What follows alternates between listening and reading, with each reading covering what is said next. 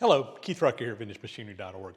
Guys, today kind of kicking an old project back into the forefront. You guys that have been around for a while will probably remember this little item. This is a Stoker engine that we started working on a really long time ago. Ran into some problems trying to machine these surfaces down here in the bottom, which you're going to be seeing more about here in just a little bit. And it honestly just kind of fell on the back burner. And a big reason why this also fell on the back burner is that there's a crankshaft that goes in here that has two opposing pistons or steam engine pistons that move back and forth. And I had sent that crankshaft out to get worked on. It had to be built back up and machined back down. And there was a shop not too far from me that specializes in crankshaft work, more for internal combustion engines, but hey, it's a crankshaft, they could do it. I took it to them, they agreed to do the project, and it kind of floundered over on their side and sat around for a really long time. And in their defense, the person that was doing the work, he actually came down with a really severe case of COVID back when COVID was going around. It liked to kill him. He was out of work for months and then finally was able to get back in the shop and kind of working just on a part-time basis until he built up enough strength that he was able to get back in work full-time. And in the process of all that, he got way behind, and he had a lot of customers who were basically, their livelihood depended on him being able to get a crankshaft done for a big truck or a tractor or something like that. And he rightfully kind of put those guys ahead in the queue. And the end result was it took me years to get the crankshaft back. I do have it back now. It's completely done. It is in fabulous condition. And now the monkey's back on my back because I haven't done anything on this project in a while, and it needs to get done. This project is being done for the Nashville Steam group in Nashville, Tennessee, that's restoring a steam locomotive up there. They've been working on it for several years, and they are getting into the short rows of finishing that project up, and we need to get this thing finished up for them so that when they do have their locomotive back up and going, they can get it back in there. What's it for? If you're not familiar with it, the Stoker engine was basically a steam engine that went in the tender of the locomotive, and it was an appliance, they called it. It was powered by steam from the boiler of the main locomotive, but this basically powered kind of a PTO shaft, a power takeoff shaft, that then powered an auger that would auger the coal from the tender of the locomotive up into the firebox. This basically replaced the person having to shovel the coal by hand. And it was very important later in the steam years, as the locomotives got bigger and bigger and bigger, it got to a point where it was nearly physically impossible for a fireman to hand fire a steam locomotive. They were requiring so much coal that you just about couldn't keep up with them. So they came up with these mechanical stokers that allowed you to basically just open up a valve, and it would just auger the coal up into the firebox, and there was some bafflings and things where you could actually control where it was sent. I mean, it was a very complex system, but this is what powered it, was these Stoker engines, and this is what we're working on here. This one here was in pretty bad shape when we got it, and we're having to do a lot of work to it. I've already got a good bit of work done to it that we did some time back, but what has challenged me was down here in the bottom, there's some ways that the crossheads go back and forth on. That basically goes from the crankshaft to the piston, where it converts that circular motion to the linear motion. There's a crosshead in there that makes that piston go straight back and forth, and it slides in a track, and these tracks were severely pitted, and I'm needing to machine them. And the issues that I've ran into is it's just really hard to get a tool down in there to do this. I'm sure that when these were being made in the factory, that they had a custom machine that was set up for doing, production work that was machining these out, and I'm sure it worked very well. It was probably a custom-built machine, or at least a machine that was modified to do this job. I don't have access to anything like that. I just got regular machine tools, and because it's having to reach so far down into this, and there's very little clearance room, it's proven to be extremely challenging to work on. My game plan, I want to see if we can do it over here on the metal planer. which is why I have it here. It is a long linear tool or motion down in there, so I'm hoping that I got enough room that we can mount this over on the planer and get a tool down in here that will clear back and forth and be able to do the machine that needs to be done. We tried doing this on a milling machine. It failed miserably. We've tried doing it several different ways, and quite honestly, it's been a challenge. So I'm hoping that we can get it done over here. So enough of me talking about this. Let's see if we can get this thing over here, mounted up on the planer, and at least in theory, see if this is going to work or not. So I want to start by actually getting it up onto the table here where we can start seeing if we can get enough clearance and everything to make this work. Now, I want to get it kind of in the middle of the table right now. The table is kind of up underneath the bottom, so I'm going to just manually by hand move the table out where we can kind of get it up on here and see if we can make this work. And I'm just going to use the pulley, belt pulley over here on the side that will just kind of roll that out. That's the game plan. Let's see if it'll work. So I'm just manually moving the belt. This pulley on the outside is the one that's driving right now, and we're just going to bring that table about as far forward as I can go, probably. And I'm going to have to adjust my stops and everything once we get this set up on here. But for right now, we'll just bring it forward by hand here.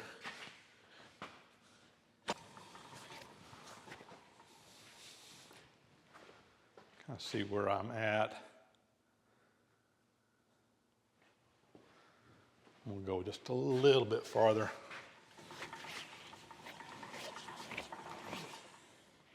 All right, that's probably far enough.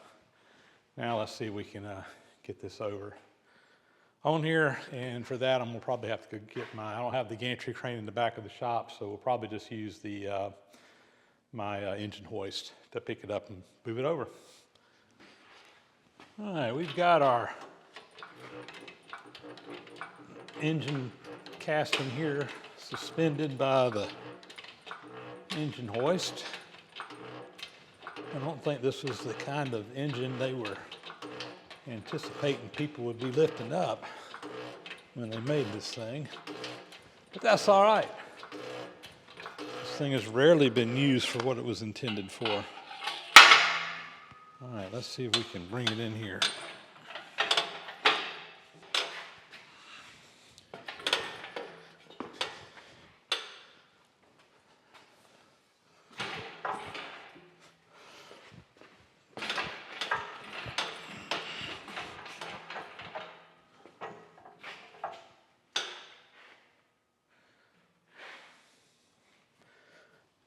Let's see if I can just lower it down right here. I can't get it exactly where I want it because of the legs up underneath this planer. But I think that once I get it up on the table here like it is, I can probably slide it around now.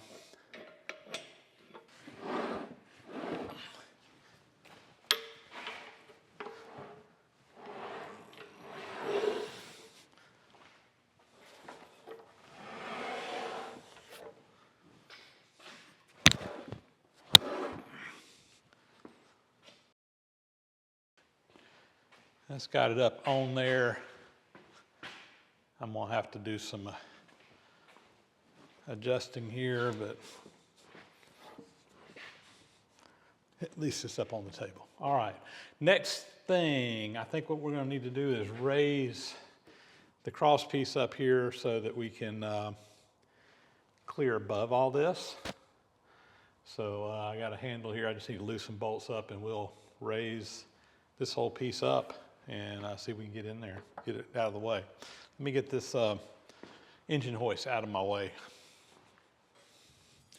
So to move the cross piece up, first thing I need to do is loosen up. There's a couple of bolts that tighten this up. There's two on each side. Let me get these loosened up and then we can start raising this up out of the way. Same thing on this side. Loosen these up.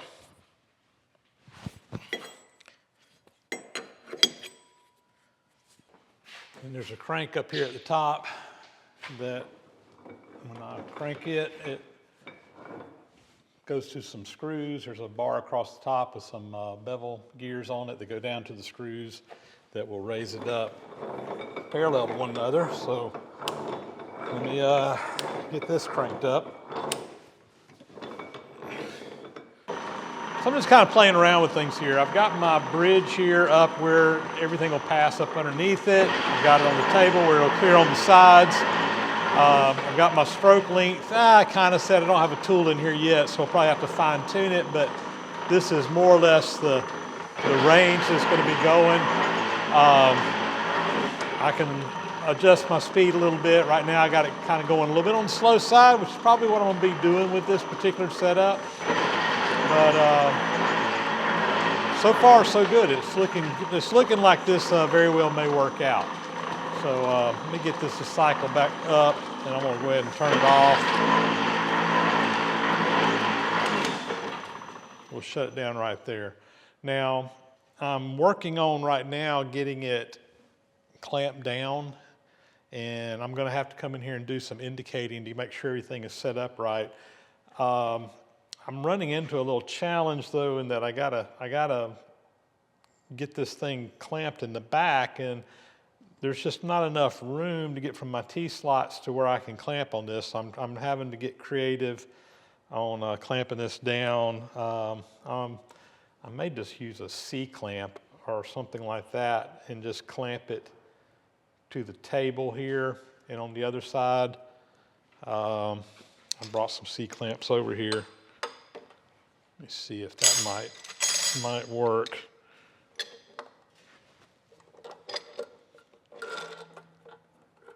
Is that going to interfere with the... Just need to make sure that's not going to interfere with the dog down here that trips it back and forth. Let's try it out. I think it's going to clear fine. About right here. Barely.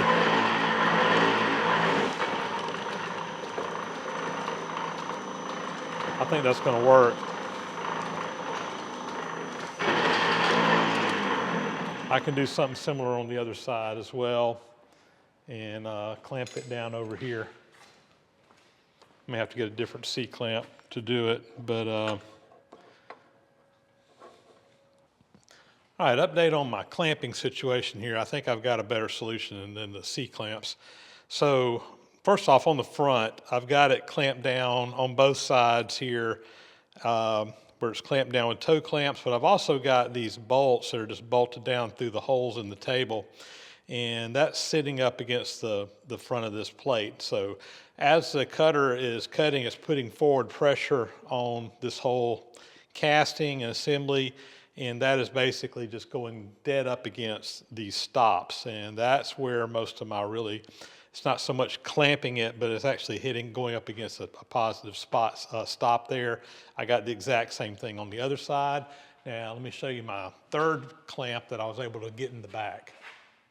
So back here in the back, I didn't see it from the side because you really couldn't, but when I walked around back, I saw there was this little gap up in there, and I was able to get a clamp up in there and clamp it down. So we're basically clamped in 3 points, which should be more than sufficient, plus the 2 positive stops.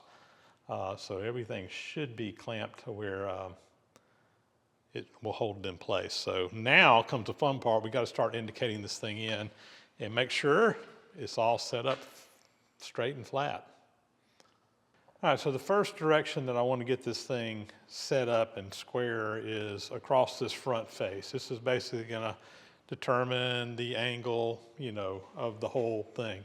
And what I'm working off of is machine surfaces that we know were original to the piece. And this is going to probably be the one that's going to be out the most potentially, just because I put this up here on the table and I really don't have anything to set it up. So I've got an indicator. I can sweep all the way across this, and we are just going to use the the slide here to go about side to side, and you can see that indicator's dropping off, and the way it's dropping off, the back end is kind of tilting that way. This end needs to come in some, so I'm just going to see if I can just take a hammer here. May have to get a heavier dead blow. Clamps are all loose right now.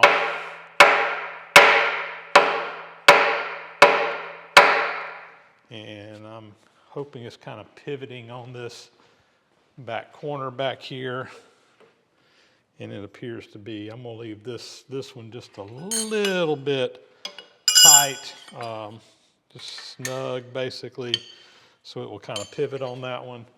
And we'll just make adjustments until that indicator kind of starts running fairly straight. I'm going to get a pry bar now and see if I can pry in here and open that gap up a little bit more.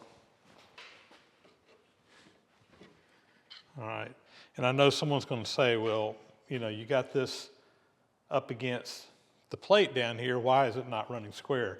Keep in mind, this is flame cut, and also keep in mind that this plate was not set up square with this. So, you know, I can put some shims in here to keep that a positive point right there, but this front edge is not square or parallel to the front edge here. So, this is becoming pretty obvious. All right, so we're still, oops, got into a little void there. Let me,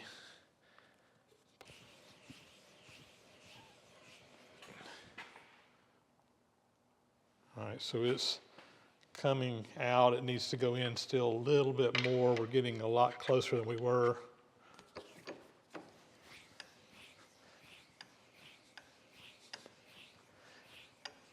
Now we're running pretty good.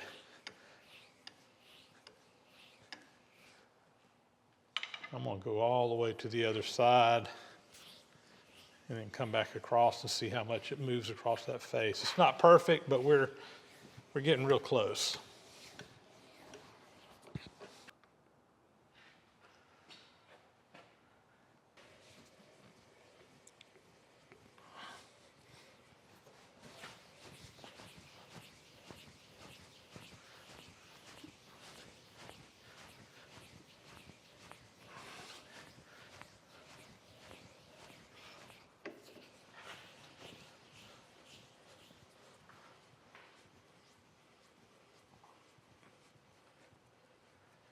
All right, so that's about 6 or 7 thousandths over that whole face. I'm going to see if I can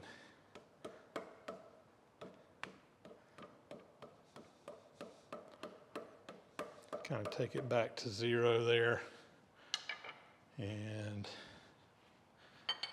I'm going to just snug this clamp up a little bit.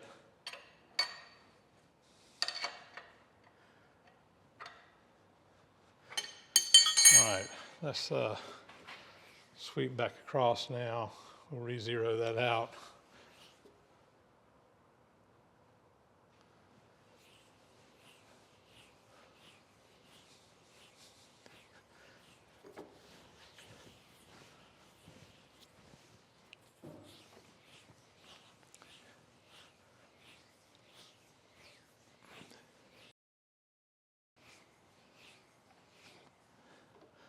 All right, we're about 2 thousandths across that whole face. And I think for this moment, I'm going to leave it right there. I'm going to come back to it, but I want to go ahead and get my other areas kind of worked in first. And I think what I'll do is also go ahead and find a shim that's going to be about the right size to fit in there so that we can go ahead and kind of put that in place. And then I'm going to go ahead and get my other axes all kind of close, and then we'll come back and fine tune it again at the very end. So let me get ready for my next one I'm going to sweep. All right, so my next direction I want to check is I want to check to see, you know, in this direction, up and down, how flat it is and whether we need to make any adjustments. Now, to do that, again, I'm trying to work off of machine surfaces, original machine surfaces, and basically all the tops of these are untouched and original, and they should all be in the same plane. Got a straight edge across this, a parallel across this, and it is sitting on all of them equally, so that's all in the same plane. And I'm going to just move my indicator back and forth here again and see if this thing is tilted at all, and if so, we'll have to shim it up under the bottom on whichever side needs to be shimmed. And looks like it's going to be out just a little bit, but we'll make some adjustments and try to straighten it out. So let's see where we're at. Let's come all the way across. So it looks like we're about 20 thousandths out, and let's see which direction we're going. So it's rising up towards me 20 thousandths. It's 20 thousandths higher on this side than it is on that side. So what I'm going to do is I got some shim stock, and hopefully I can just put a 20 thousandth shim up underneath the other side over there and get it straightened out. So let's try that out. So I've got a little set of shims here. These are basically just all different thickness shims. These right here are 20 thousandths thick. So I'm going to go over there and try to pick up the side on the back side and put a couple of these up underneath there, and then we'll clamp it back down and go from there. So let's give it a try. All right, I've been playing with it. I should have it pretty close here. It's not going to be perfect, but again, I'm going to have another side to do before I get it right. Oh, that's looking actually better than I thought.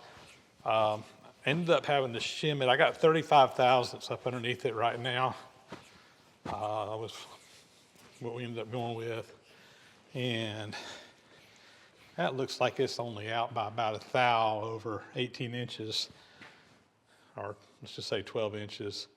So that's not bad.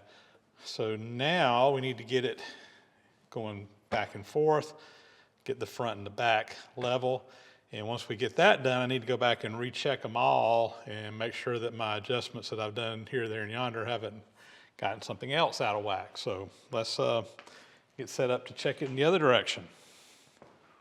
So for this one, we're going to also be working off the tops here of these pieces. I got my parallel going back and forth. And that again will be up and down, front to back. Check it to see where it's at, and we'll just move the table back and forth on that one, and I should be able to just pull this by hand here. So let me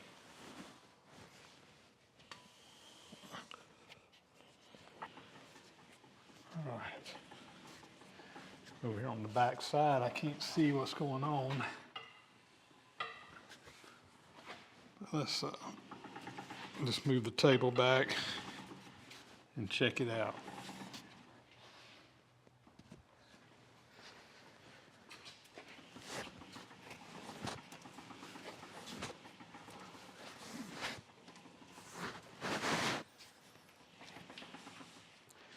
And let me see where we're at. Okay, so we're about 20 thousandths.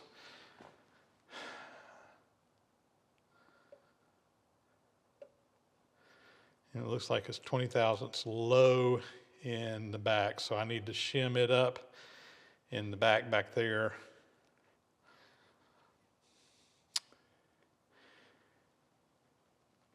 And because of the way, yeah, well, I might just put add 25 more thousandths back there, and let's see where we're at and go from there. So let me see if I can get some shims back there.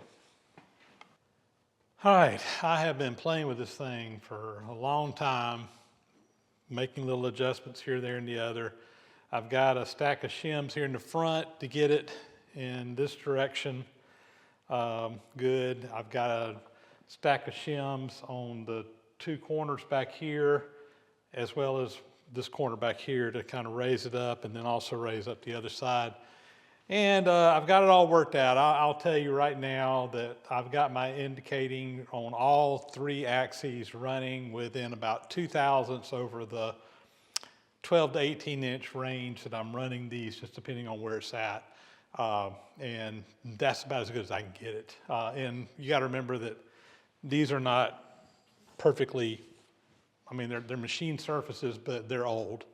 They got some wear in them. So, you know, we're doing the best we can off the surfaces that we got. We're having to do a little bit of averaging along the way. And like I said, about 2 thousandths in any direction. I think that's more than adequate for what we're going to be doing here. So I'm confident that we got it set up on the planer. And I think we're ready to, at least the machine is ready now to actually do the job. But before I can do the job, I've got one other challenge that we got to come up with. Let me show you that. So here's the next, I guess, challenge, whatever I got to do, is I'm going to have to make a cutter to go down in here to do this job. This has been the whole challenge with this project from day one, is that, you know, we got this really long reach to get down in here. And I mean, we're looking at, I'm going to probably have to have a cutter that's about 22 inches long, 21 inches long, something like that, just to be able to get down in here and do the job.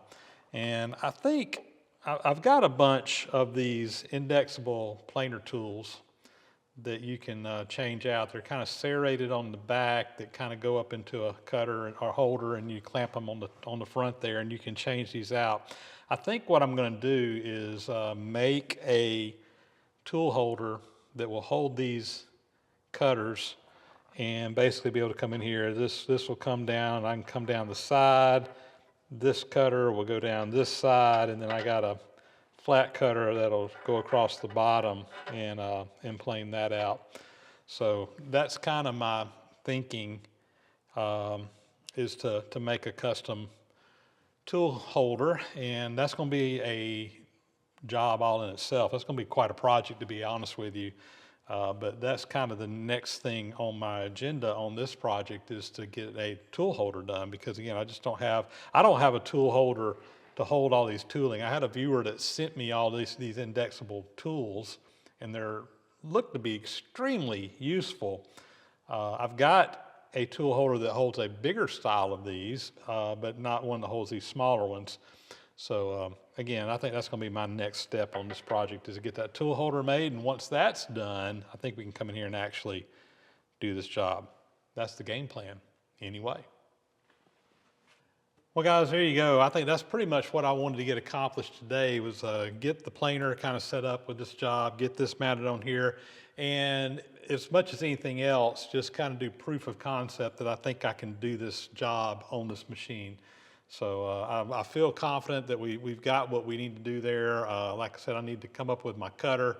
That's going to be a job in its own, and I'll be working on doing that here real soon, hopefully, and be able to get this thing knocked out. I need to get this thing back up to Nashville Steam and get them going. So once I kind of get this part done, I think we can start making some pretty good progress on this whole project and get this thing knocked out. This is kind of hopefully going to be my winter project to kind of about finish up the big cane mill. This will kind of be my main project, and then I've got some other smaller projects that we'll be working on simultaneously, which is kind of how I tend to roll. I like to have a kind of a big project, and then I'm always got little stuff that's coming in the shop, and usually smaller jobs that I kind of work in as well. So this is going to hopefully kind of be the next big project after we finish up the big cane mill. And I've got some other cane mills I need to kind of get done as well, but they're smaller mills and should be much easier to do than the one we just did. So we'll probably work those in as well as some other jobs that I got on the back burner list as well. So anyway, that's where we're at, guys. With that, we're going to get out of here. We're going to sign off. That's going to be a wrap. As always, thanks so much for watching. Please subscribe to the channel if you haven't already.